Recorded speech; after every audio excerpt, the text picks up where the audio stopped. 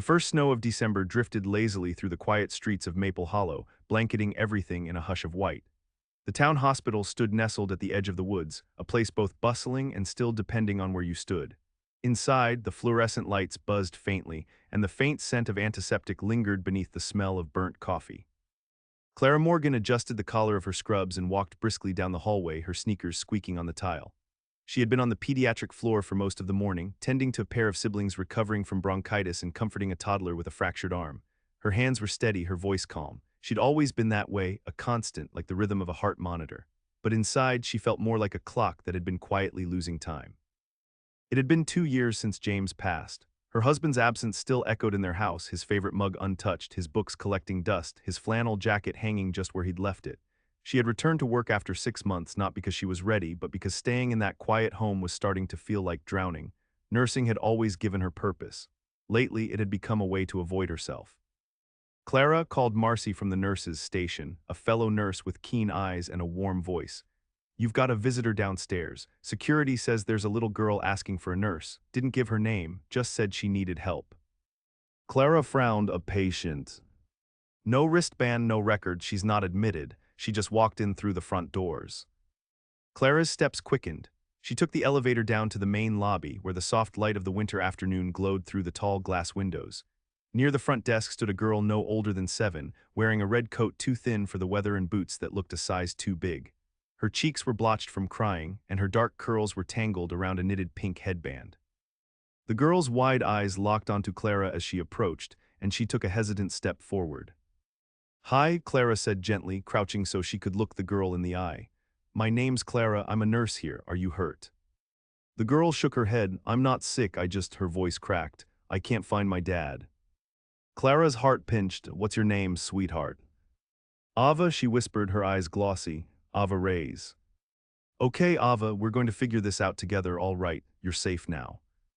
Clara held out her hand, and after a moment's hesitation, Ava took it.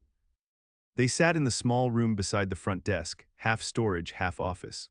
Clara wrapped a warm blanket around Ava's shoulders and handed her a cup of cocoa from the vending machine. The girl clutched it like it was a lifeline. "Can you tell me what happened?" Clara asked softly, pen and paper in her lap. Ava nodded. "We were in the car. Daddy said we were going to visit my grandma, but we stopped at a gas station and he went inside. He told me to stay in the car, but I needed to go to the bathroom, and when I came back out, the car was gone." Clara blinked. "He left without you." Ava looked down. "Maybe he didn't mean to. Maybe he's looking for me too." A knot twisted in Clara's stomach. "Where was the gas station, do you remember?" Ava shook her head. It had green lights on the sign and a big tree behind it. Clara squeezed her hand. "That's okay, we'll call the police, they'll help find him." Ava's grip tightened. "Please don't take me away, I don't want to go into a home." "You're not going anywhere without me," Clara promised, more firmly than she expected. "I'll stay with you until we find your dad." Later that afternoon, the police came. They asked questions gently, got what they could from Ava. A statewide alert was issued, but there was no immediate answer, no car found, no father reported missing. Clara volunteered to take Ava home with her for the night. Temporary custody was arranged through emergency services. It was supposed to be one night. But one night turned into 2. Then a week. Then longer. Each morning, Clara packed Ava lunch, walked her to the nearby school, then came home to a house that no longer felt so quiet. Ava's drawings appeared on the fridge. Her laughter drifted through the hallways. Clara found herself humming as she did the dishes, folding tiny clothes with a tenderness she hadn't felt in years. Still, the search continued. Ava's father hadn't surfaced. There were no signs of a crash, no calls to hospitals or police stations. It was as though he had vanished entirely. One snowy afternoon, Clara picked Ava up from school. They walked through the park instead of taking the direct road, Ava skipping beside her. "Do you think he's looking for me?" Ava asked suddenly. Clara paused. "I think if he's out there, he must miss you very much." "But what if he left on purpose?" Clara kneeled, brushing a curl behind Ava's ear. "Even if he did, that's not because of anything you did. You are a brave, smart, wonderful girl, and none of this is your fault." Ava looked at her for a long moment. "You remind me of my mom." Clara stilled. "Where is your mom?" "She died when I was 3. Dad never talked about it much. He used to cry when he thought I was sleeping." Clara took her hand again, their fingers threading together in silence. That night, Clara stood by Ava's bedroom door, watching her sleep, chest rising and falling in peaceful rhythm. Something deep in her stirred. A part of her that had been numb for so long was beginning to feel again. She went downstairs, turned on the living room light, and picked up the framed photo of James on the bookshelf. His smile still made her chest ache. "I think," she whispered, her voice trembling, "I might be waking up." Outside, snowflakes danced through the glow of the porch light. Ava wasn't just a child who needed help. She was Clara's first step back into the world. On the morning of Ava's 8th birthday, Clara woke early to the soft sound of footsteps above her. For a moment, disoriented, she thought she was dreaming. Then she remembered there was a child upstairs again. A child who hummed while brushing her hair, who folded her pajamas neatly at the foot of the bed, who called her name in the middle of the night when the wind howled too loud. Clara rose from bed and padded to the kitchen, still in her robe, her thoughts spinning gently. There was a cake cooling on the counter, vanilla with rainbow sprinkles, Ava's favorite, baked the night before after Ava had fallen asleep beside her on the couch. The scent of it lingered in the warm air. Clara had even found balloons tucked away in a box from years ago, never opened. Ava came down the stairs with a cautious smile, her hands tucked behind her back. She wore a paper crown made of construction paper, purple and glittered. Clara's heart caught. "You made that?" Clara asked. Ava nodded. "For my party." Clara grinned. "You look like a queen." "Then you're my royal nurse," Ava declared, skipping to the kitchen table. "You saved me." Clara set a candle in the cake and lit it carefully. Ava leaned in, eyes wide. "Make a wish," Clara said. Ava closed her eyes. The flame flickered as she blew it out, her breath soft but certain. She didn't say her wish out loud, and Clara didn't ask. Some things were better kept folded quietly inside the heart. Later that afternoon, a knock came at the front door. Clara opened it to find Officer Daniel Hayes on the porch, his uniform dusted with snow. He had kind eyes, always had, but they looked more worn than usual today. He'd been assigned to Ava's case since the beginning, and over time a quiet camaraderie had formed between him and Clara. Not quite friendship, not yet, but something warmer than professionalism. "Mind if I come in?" he asked, stomping the snow from his boots. "Of course," Clara said, stepping aside. "We just had cake." Ava peeked around the corner, spotted him, and lit up. "Officer Dan." He smiled. "Hey, birthday girl, I brought you something." From the pocket of his coat, he pulled out a small plush puppy, its ears floppy and stitched with pink thread. Ava hugged it immediately. "She's perfect," she said. "Her name is Buttons." Daniel's gaze found Clara's as Ava skipped back to the living room, holding Buttons close. He lowered his voice. "I wanted to check in face to face. We may have found a lad." Clara stiffened. "Where?" "Downstate, there's a man matching your father's description, Ava's father. He was seen at a shelter last week. He gave a different name, but the staff said he looked lost, disoriented. We're sending someone down to speak with him, confirm his identity." "Why wouldn't he have come forward by now?" Clara asked. Daniel hesitated. There was mention of head trauma, confusion. He may not remember everything clearly. Clara felt her pulse quicken. If it was him, if he truly hadn't abandoned Ava but had been hurt, lost in some fog of memory, what did that mean for everything they'd built here? "I thought you should know," Daniel said. "Nothing is confirmed yet, but if it's him." "I understand," Clara said quietly. That night after Ava had fallen asleep clutching Buttons, Clara sat by the window in the living room, watching the trees sway in the wind. Her hands were wrapped around a mug of tea she didn't drink. The house was full of warmth, birthday decorations still hanging crookedly, leftover cake covered with foil, but Clara felt a strange chill settle in her chest. She had told herself all along this was temporary, that Ava was just passing through her life, a detour. But now she couldn't imagine mornings without Ava's sleepy footsteps. Couldn't picture her evenings without Ava's voice telling her about her day, or the sound of crayons on paper in the quiet corners of the living room. And then there was Daniel. He had begun showing up more often over the past weeks under the pretense of checking in, delivering updates on the case, bringing Ava books from the library. But sometimes Clara would catch him watching her, not in the way a man looks at a woman he wants, but in the way someone looks at a person they are still trying to understand. As if she were a puzzle that didn't come with a picture on the box. He never pried, never asked questions about James, but once he had said something she hadn't known how to answer. "You seem like someone who doesn't allow herself to need anyone." That night she had gone to bed with tears in her eyes and James's photo pressed to her chest. She didn't want to need anyone, needing meant risking loss again. But here she was, needing. A few days later, Daniel returned. It's him, he said, standing in her kitchen, hat in his hands. Clara's breath caught Ava's father.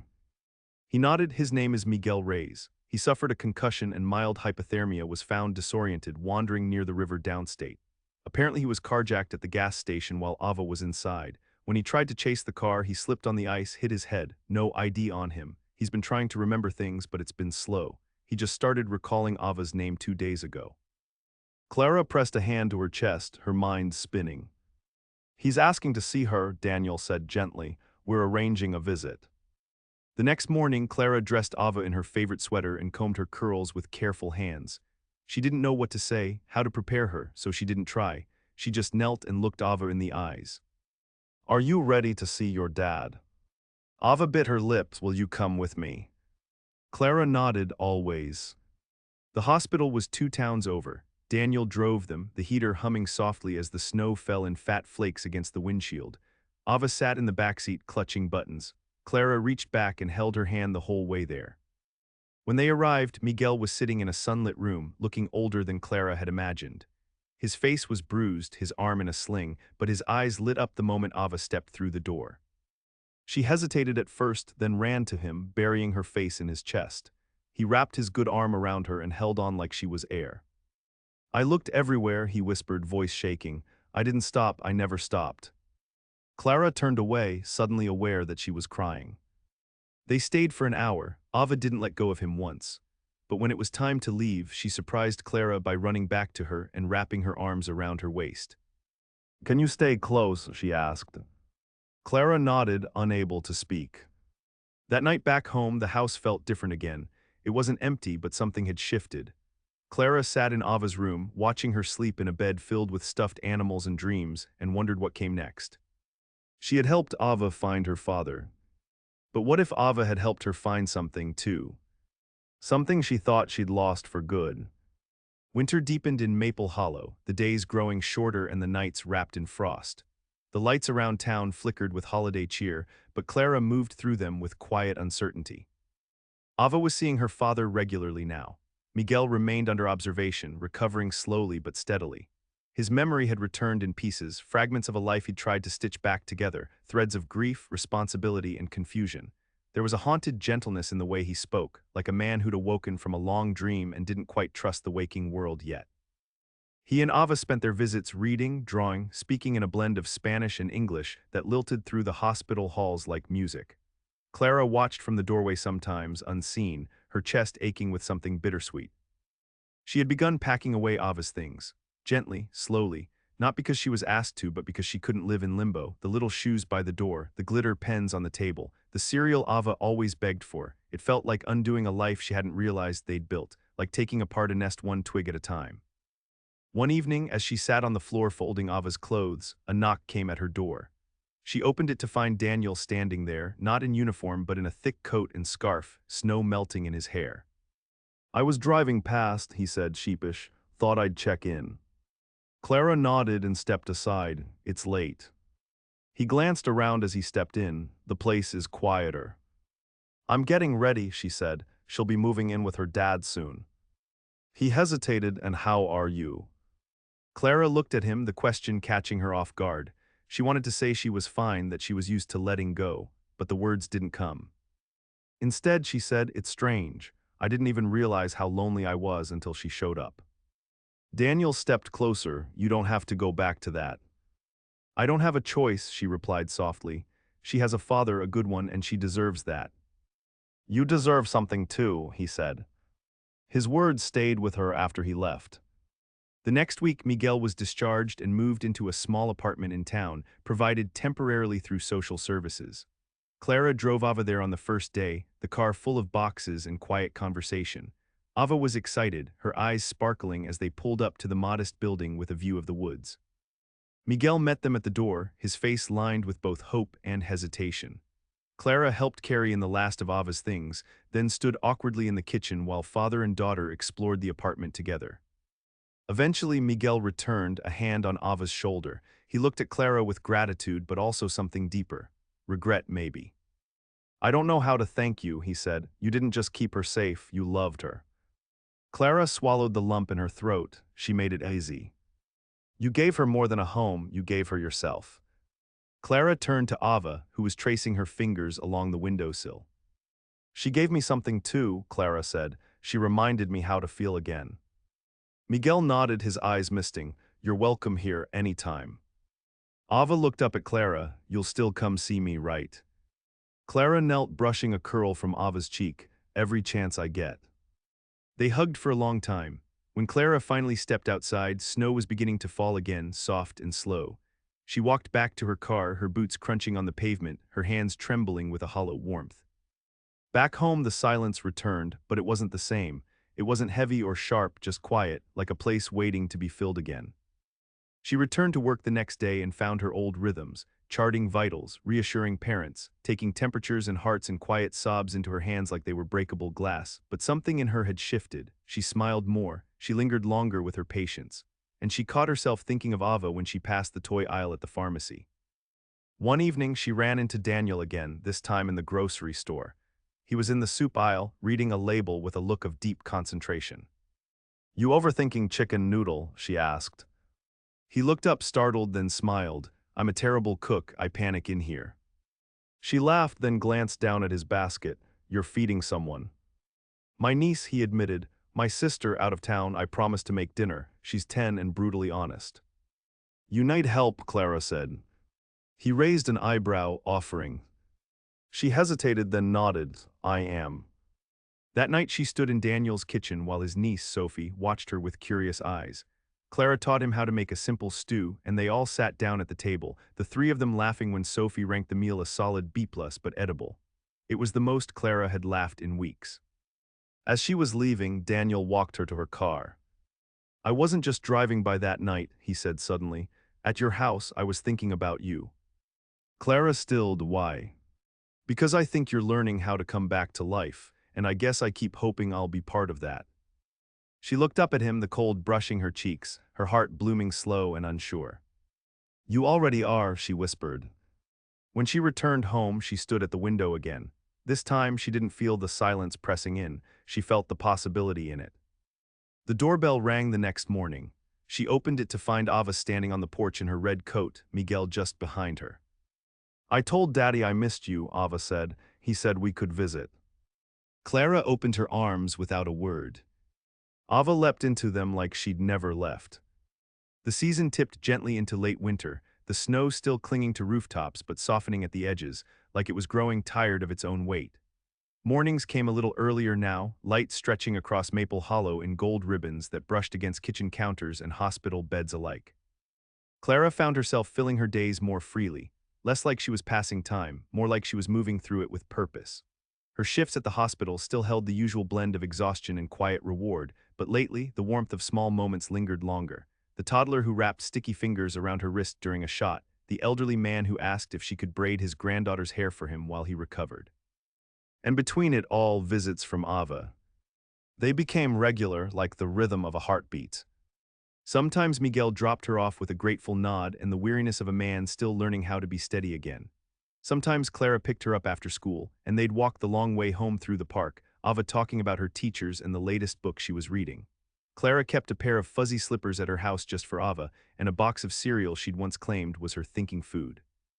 Clara didn't label it, she didn't want to. The quiet arrangement between her and Miguel, these visits, the shared care, was built not from obligation but from trust, and Clara didn't want to disturb that delicate balance. She was Ava's mother, but she was something. One evening, after dinner and homework and Ava tucked into the guest bed with buttons, Clara stepped onto the porch for air. She hadn't expected Daniel to be there, walking up the sidewalk, his coat collar turned against the wind. I wasn't sure if this was too late, he said when she opened the door. Too late for what? For a walk. She smiled and stepped out, pulling her coat around her. They walked side by side down the empty street, the world hushed beneath the snow. Their steps fell in sync without effort. Daniel's voice was soft when he spoke.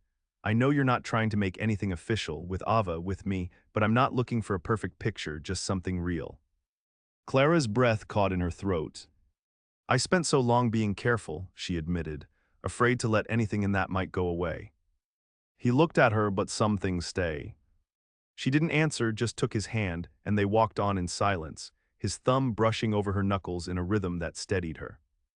The next week brought a complication, not dramatic, not a crisis, just the kind of moment that tests the shape of something new. Ava had a meltdown.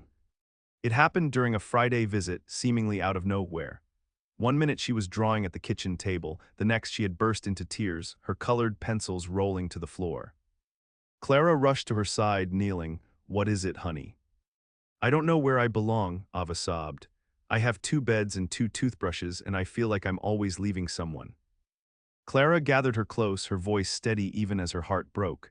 "It's okay to feel that way. You've been through a lot." Ava sniffled against her. "I don't want to choose, I want both." Clara pressed a kiss to her forehead. "You don't have to choose. Love isn't either or, it's both, it's all." Later she called Miguel, explained gently. He listened, a pause stretching between them. "I was thinking about that too," he said finally.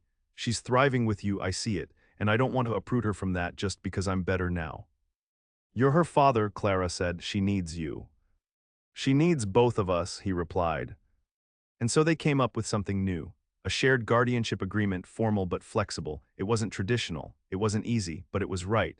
Ava would spend half the week with Clara, half with Miguel. Weekends they'd take turns. It gave her roots in 2 places without making her choose between them. When Clara told Ava, the girl looked at her with wide eyes. "You mean I still get cereal and bedtime stories here?" Clara laughed. "Every week." Ava threw her arms around her. "Best life ever." That spring, something bloomed in Clara that had nothing to do with flowers. Daniel invited her to dinner, not a shared meal out of convenience, but something more intentional. She wore a soft blue dress and let herself look in the mirror a little longer than usual. At his house, the lights were low, the food simple and perfect, and the music playing in the background was a quiet piano track that filled the spaces between their words. They talked about their childhoods, their mistakes, their quiet hopes. Clara told him about James for the first time in detail, the way he used to hum while brushing his teeth, the time he danced with her in the rain in the middle of a grocery store parking lot, how his absence had changed the color of her grief. Daniel didn't interrupt. He didn't reach for her hand until the silence invited it, and when he did, it wasn't with pity, it was reverence. "I think he'd be proud of the way you've held on to love," Daniel said softly.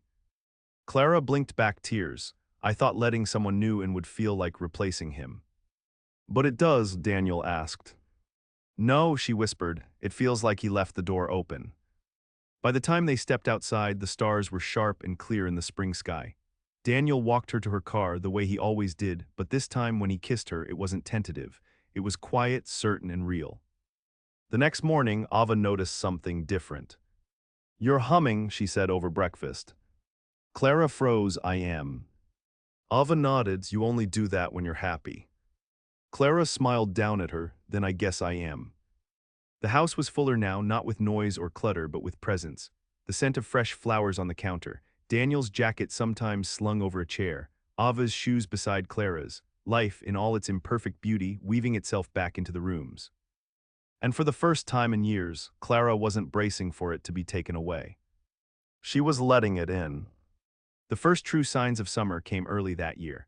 Maple Hollow shimmered under long days and soft, dusky evenings where fireflies blinked lazily above backyard fences. Gardens bloomed in bursts of color, kids rode bikes through sprinkler mist, and the town took on a slow, golden rhythm. It was the season of windows left open, of late-night porch talks, of something new taking root. Clara stood in her backyard one Saturday afternoon, watching as Ava and Sophie darted through the grass with water balloons clutched in their hands, their shrieks of laughter ringing out like music. Daniel sat nearby in one of the lawn chairs, a soda sweating in his hand, his gaze flicking between the girls and Clara with the kind of expression she had come to know well. Quiet admiration. A steady, unwavering presence. She carried a tray of lemonade outside and set it on the table, brushing a few strands of hair from her face. The sun painted her skin warm. It felt good to be in it again. "You're glowing," Daniel said as she sat beside him. She gave him a look. "Is that your way of saying I'm sweaty?" "I mean it," he said with a smile that softened everything. "You look like you belong here." She didn't answer right away. Instead, she looked out at the yard, at Ava's tangled curls bouncing as she ran, at Sophie trying to sneak up on her with a half-full balloon, at the shadows shifting beneath the trees like even the earth was settling into ease. "I think I do," Clara said quietly. "I didn't realize how long I'd been waiting to feel that again." He reached for her hand. No grand gesture, just a thumb resting over hers, grounding her in that moment. Later, when the girls were inside changing into dry clothes and the sun was just beginning to dip, Clara walked out to the front porch alone. The street was quiet. A breeze moved through the trees, carrying the scent of honeysuckle and warm pavement. She stood there a long while just breathing, letting her heart recognize how far it had come. Grief had carved a deep place inside her, one she thought might stay hollow forever, but something unexpected had filled it. A child with wide eyes and a red coat, a man who listened more than he spoke, and a life rebuilt not from what she had lost, but from what she had chosen to love again. The screen door creaked behind her. Ava padded out in her pajamas, buttons tucked under one arm. "Can I sit with you?" she asked. Clara opened her arms and Ava climbed into her lap like she had done 100 times before. They sat in silence, watching the stars blink into place, one by one. "Do you remember the first night we met?" Ava asked after a while. Clara smiled. "I remember you walking into that hospital like you were meant to find me." "I think I was," Ava said, resting her head against Clara's chest. "You were like my lighthouse." Clara felt her throat tighten, "And you were my compass."